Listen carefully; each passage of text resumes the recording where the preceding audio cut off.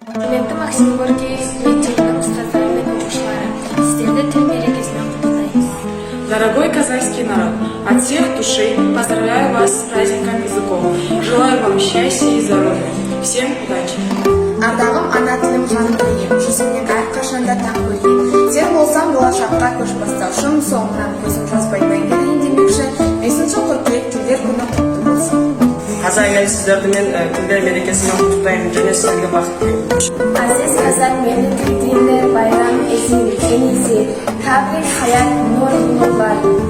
Құрметті Максим Горький мектебінің ұстаздары, сіздерді тіл мерекесімен құттықтаймын. Қымбатты қазақ елі, сіздерді тілдер мерекесімен сын жерден құттықтаймын. Бақыт тілеймін. Ана тілін біліп қой, ұятыңмен еңбек, ана тілін біліп қой, мақтанышың еңбек, ана тілің арын бол, ұятыңды құрметпе, өзге тілінің бәрін біл, өз тіліңді құрметпе. Қазақстанда сіздерді тіл мерекесімен құттықтаймын. Билет көрген Казахстан, игра